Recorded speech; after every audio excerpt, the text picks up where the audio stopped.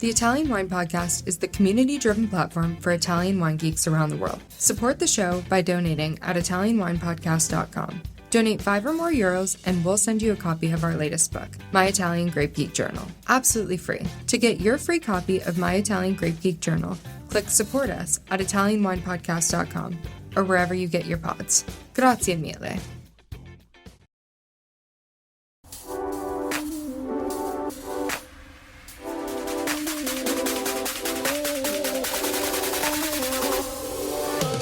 Welcome to another episode of On the Road Edition, hosted by Stevie Kim. Each week, she travels to incredible wine destinations, interviewing some of the Italian wine scene's most interesting personalities, talking about wines, the foods, as well as the incredible travel destinations. Hey, good morning, everybody. Welcome to Italian Wine Podcast. I'm actually in New York, and we have a special guest today. This is going to be dropping this episode on March 8th for the International Women's Day. So it is indeed a special episode on the Road Edition.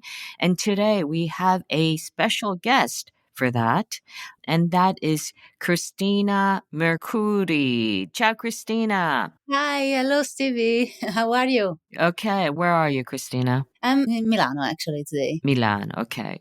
So, Cristina, is it Mercuri? How do you say your last name, first of all? It's Mercuri. Mercuri. So the accent on the first syllable.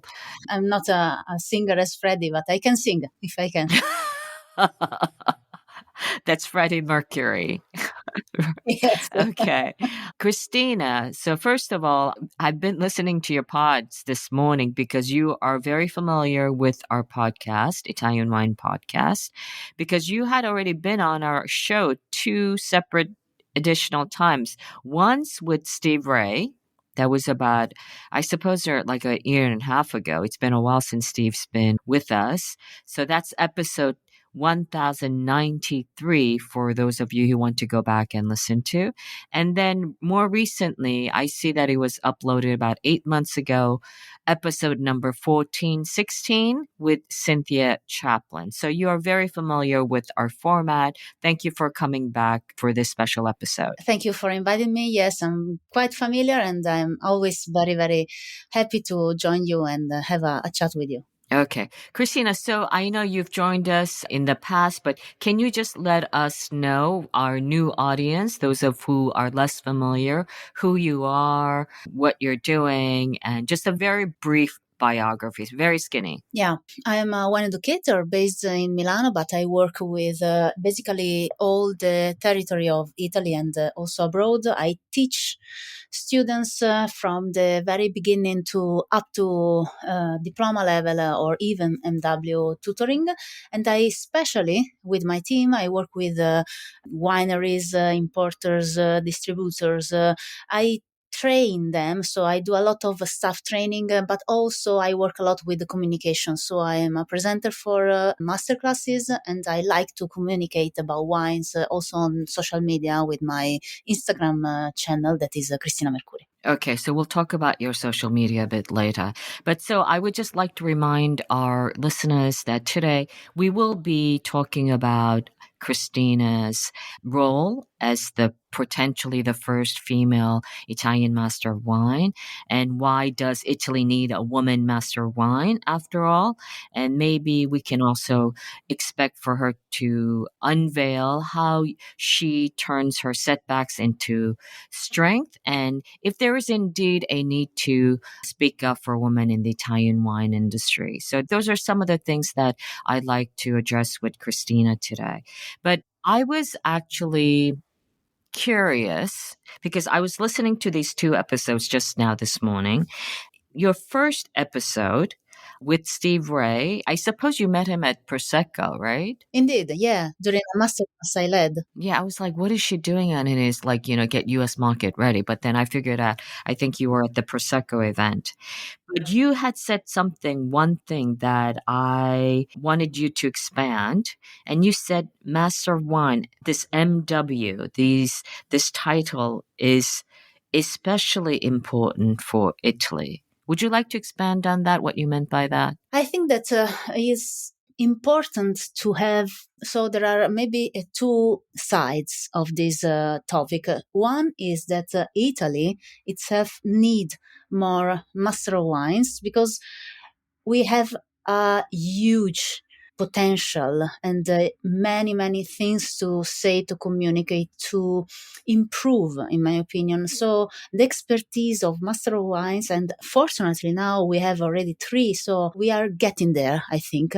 So having this kind of expertise, in my opinion, is fundamental to explore new markets, to solve also the gap that is now in production and consumption.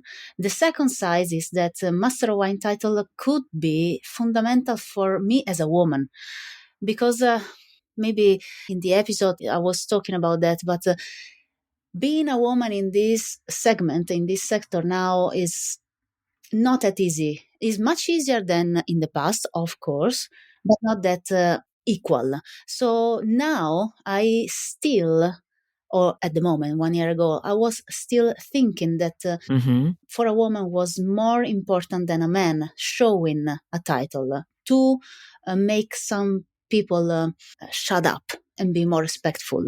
This is not very, I know, it's not the best story I could say, but sometimes I was feeling like that. So I was feeling that myself was not enough and I needed in this sector title. Now I can say that I changed a little bit my mind. So I am Cristina with or without the title, with my value, with my strength, with my weaknesses, with my culture.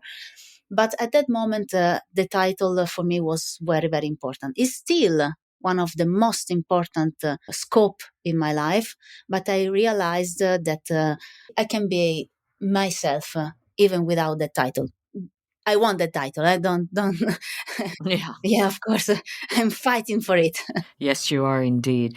And I suppose it segues into your second episode, the one you did with Cynthia. And you did say that, in fact, this MW journey, you did have, of course, your camaraderie from your other master wine candidates, but you said that it is a lonely journey in the end. In the end, yes. I think that study group and the help and the proximity with other people is fundamental, because they can let you see what you cannot see by yourself, but also they can comfort you, they can be close to you. And I was close to my fellow students as well, and I was supporting as well. So they helped me, but I'm sure I helped them.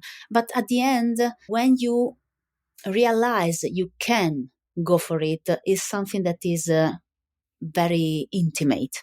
So at least to me, it happens like that. So I was going on studying and studying and practicing and making classes with other students, and I was building what was necessary for myself, for my soul, to understand how to pass. Because how to pass is something that is inner of yourself. Because if there was a method, if there was something that you can share with other and you can learn together, then everybody could pass together. But it's never like that. One is passing, one is ready. So it's something that is very lonely inside, especially now I am stage 3. So this one is probably the most lonely part of the trip, but is something that is necessary, because in the stage 3 you have to focus very deeply in a small argument and go and think deeply about any aspect of this small topic. So yes, it's quite lonely, but it's worth it. So are there any other stage 3 students from Italy at the moment besides yourself? None, no. None. How many are, like close to passing stage 2?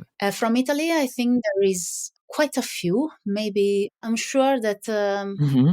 Paolo De Carvalho is getting almost there. Another probably one or two candidates, and I'm working with Paolo to help Mm-hmm. him to get ready.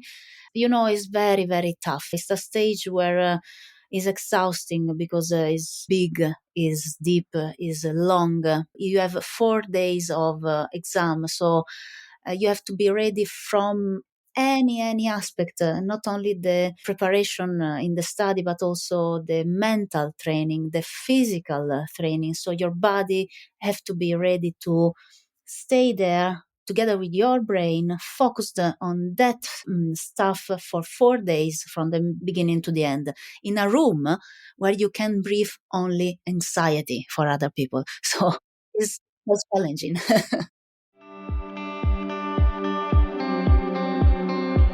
Are you enjoying this podcast? Don't forget to visit our YouTube channel, Mama Jumbo Shrimp, for fascinating videos covering Stevie Kim and her travels across Italy and beyond, meeting winemakers, eating local foods, and taking in the scenery.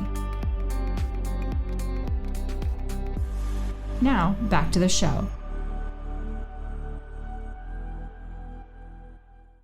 Actually, I did an interview with the 3 masters of wine now, acclimated Italians, Andrea, Gabriele, and Pietro, about a year and a half ago. And they explained in detail the agony of the entire journey. So I think that is something very common with the MW candidates. So I saw you actually, I think in December for the Prima della Scala, and you had just submitted your research paper. So, of course, I hope to have another interview with you very, very soon after you've completed your stage 3. So be strong and let's forge ahead together.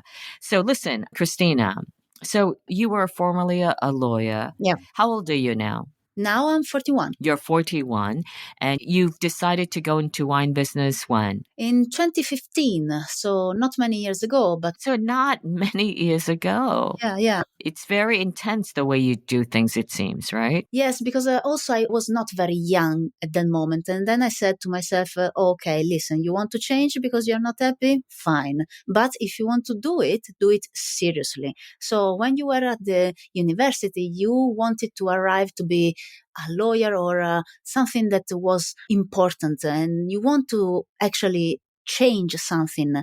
Now you realize that you didn't like it. Fine, you can change, but if you change, you do for something important. So I decided from the beginning that I wanted to become an educator. I wanted to improve the educational part of the wines business, and I wanted to become a master of wine. So yes, it's not a long trip, but I've done everything possible to make my career speed up very, very fast.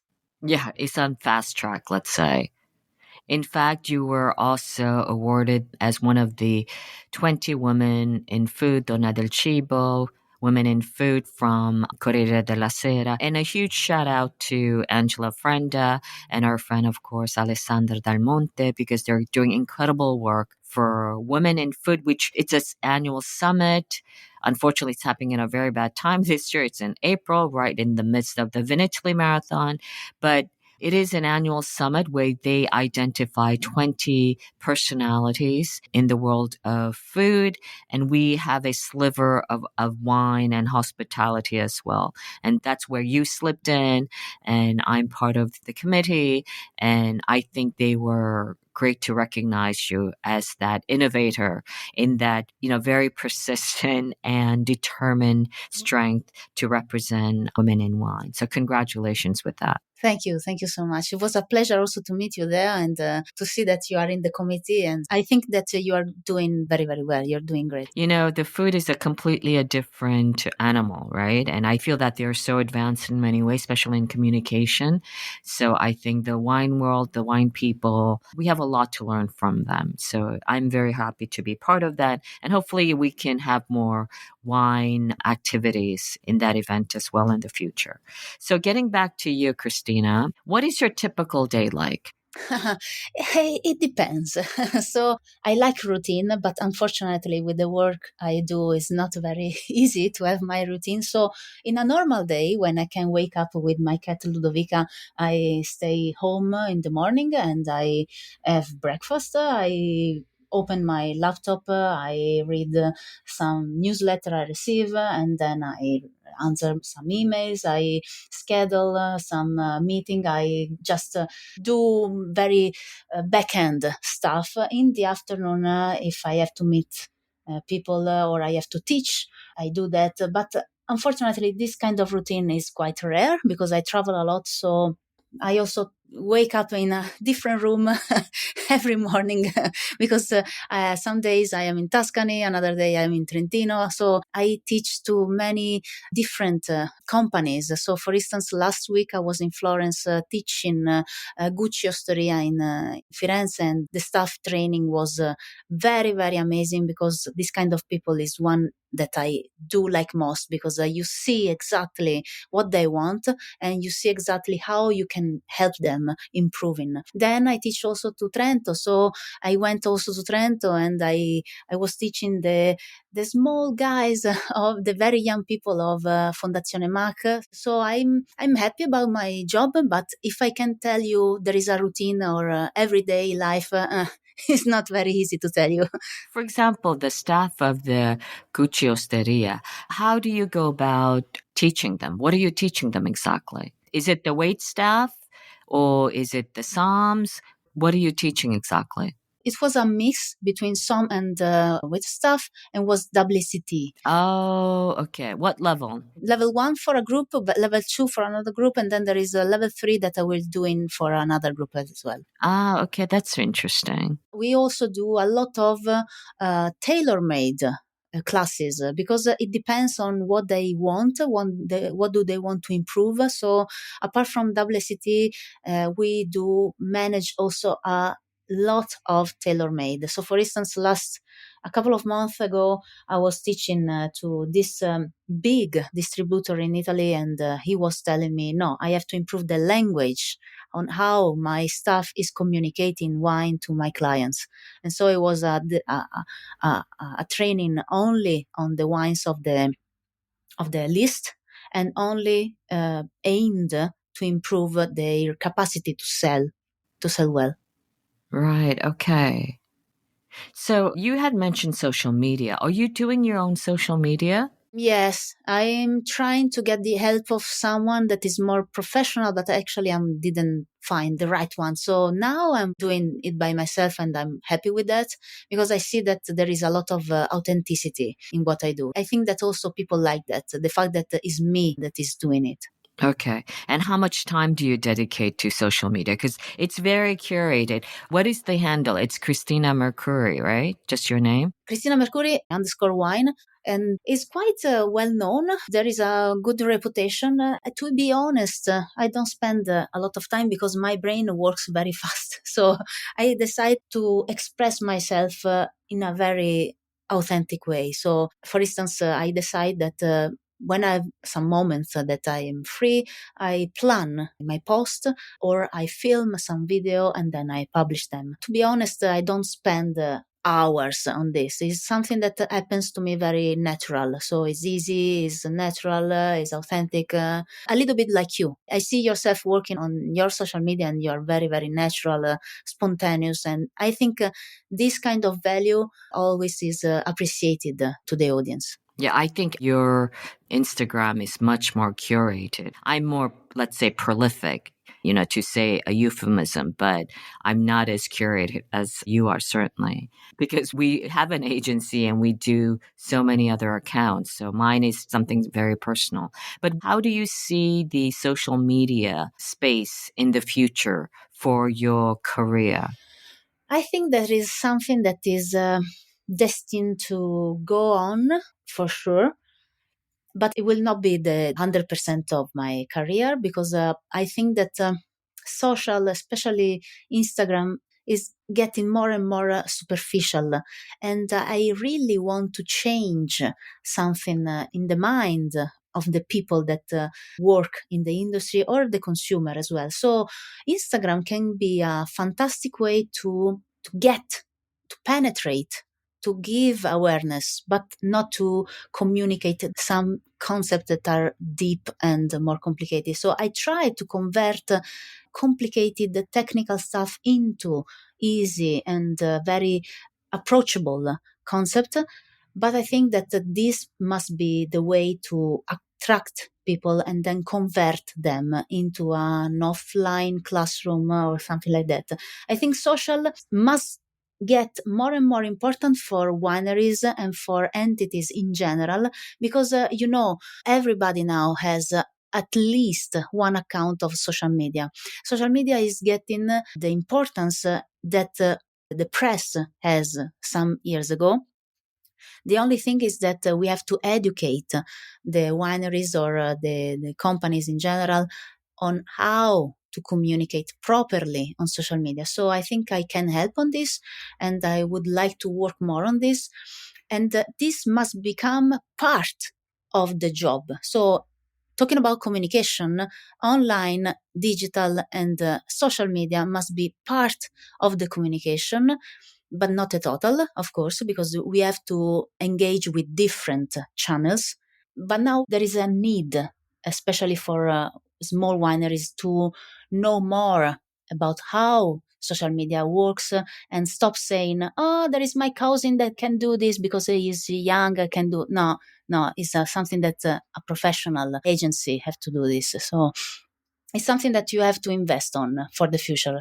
So we want to celebrate, of course, the International Women's Day on March 8th.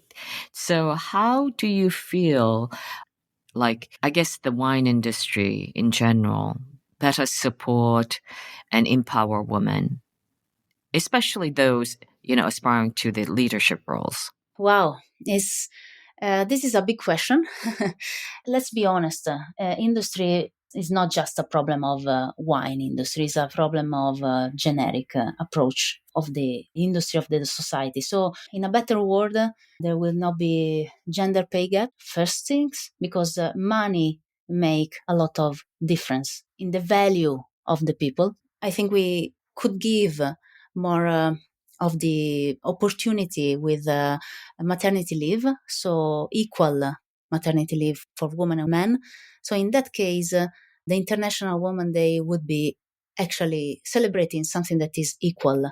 Now we celebrate people that are, yes, in a position of leadership. And in my position, so basically, I don't feel such in a big leadership now, but I know that I'm working every day on this and I make a discussion about that.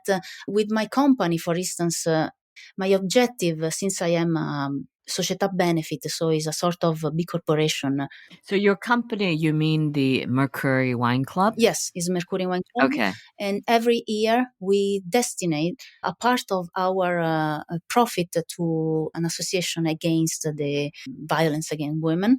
So we work on this. I don't feel I'm the leader of women in the sector. I would like to become one day, but yes, we all have to work on this. So it's something that is very horizontal in the industry. I don't know if you agree with me on this. Yeah, I mean, I think definitely we need to work on a lot of these issues. I don't have the answer, to be quite honest. I was just, thinking out loud for the most part. And I hope we can work on this together in some way. Are there any female like wine personalities, wine producers who you have looked up to in your short career in wine? It's only been a few years, to be quite honest. But are there any sheroes, so to speak, that you look up to? Yes, I really admire Camilla Lunelli from Mm-hmm. Ferrari. I think she is a beautiful mix of assertivity, but gentleness and precision. And also, she is very inclusive. So, this is the kind of leadership everybody needs. So the bossy or the alpha model leadership is not fashion anymore. It doesn't bring any resource. It doesn't enrich anybody. It's only an old-fashioned way to rule that doesn't work anymore. And of course, my inspiration is also Gengis Robinson because of the great depth in everything she delivered together with her staff. So yes, I always looked at women as a font of inspiration, and I hope to become one day a good leader to follow and to admire as well. Let's say it's going to take you another few months or a year max to become the Master of Wine, the first woman Italian Master of Wine. How do you think your life will change if you can look into the crystal ball? This is a fantastic question, actually. I don't know the answer, but I have some wishes. Wishes can be something real if you work for them. So I'm sure that I will go on working on the female aspect of the business, because I think everybody is really, they got enough about this gender gap.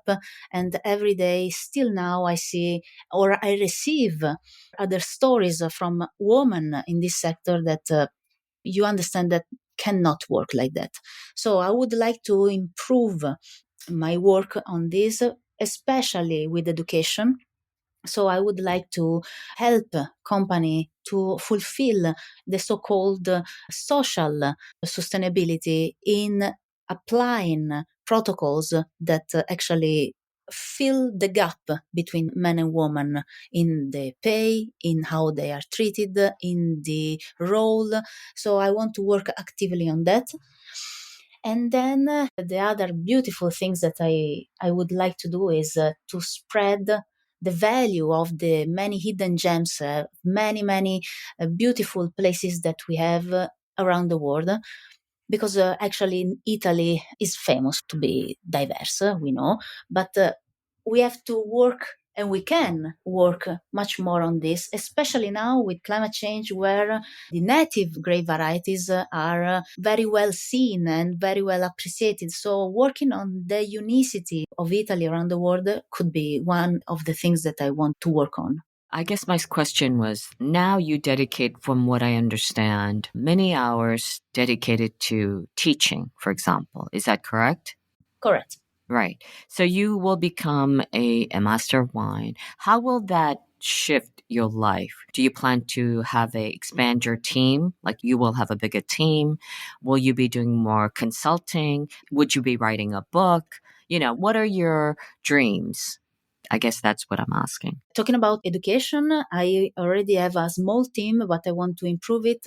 And I want to improve also the B2B teaching, the staff training. My dream will be also, yes, to write a book, basically a book that is not very romantic. It's not about my story. It's something about how to study Italian wines, how to talk about Italian grape varieties, how to deliver a helpful and insightful information also at the other Master of Wine students. I would like to improve a lot the consultancy and the presentation, the communication stuff. So you'd like to specialize in Italian wine, is that correct? I think that it could be interesting, especially if I can export this knowledge abroad. But actually, to be honest, I am in love with many regions in France, and this is something that many people knows. I am fond of fortified wines, so there's many things that I like. So I don't know now exactly. I think that if you work well, the future and the fate will guide you to the right things. The important is that you do what you like in a very professional way and deep way. But yes, there are many things that I would like to do. Just last two questions. Let's try to finish on a positive note. What advice would you give to young women who are considering a career in the wine industry or thinking about starting a journey to become a Master of Wine? There would be a couple of things that I can say. Never doubt too much about yourself. I know imposter syndrome is something that is quite innate in the woman nature because of the culture that we are briefing in the last 1,000 of years. But if you do what you like and you do it deeply and seriously, there is nothing that can stop you. You can do whatever you want. And if the other people don't believe it, is not your problem. So go for it. Never stop. There will be moments where you feel alone. It's okay. It's part of the job. Go on. And for the one that want to achieve the big final step of the Master of Wine, just be very analytic, just be disciplined. I know you can do it. Probably, I don't know if it's something that can be easy to achieve, but be disciplined and be very accurate is something that we can do very easily. So go for it. Don't get stressed about failures. We can be wrong. It's something that is even more difficult than any exam in the world. So having a failure is something that is very, very normal. But please always believe in yourself. And remember, believe in yourself more than the others. Because if you are driving a Ferrari, it means that you can drive a Ferrari. So don't follow blindly the advice of another person that is driving, I don't know, a Lamborghini. You are both driving two fantastic cars and you deserve it. So trust yourself, trust the process, and go for it. Okay, great. I think that is absolutely a great message that you're sharing with your fellow women in the wine industry on this Women's Day special. Thank you so much for joining us, Cristina. And that is a wrap. And I hope to see you and celebrate with you very, very, very, very soon. We will, for sure. Okay. Ciao, ragazzi. Ciao, grazie.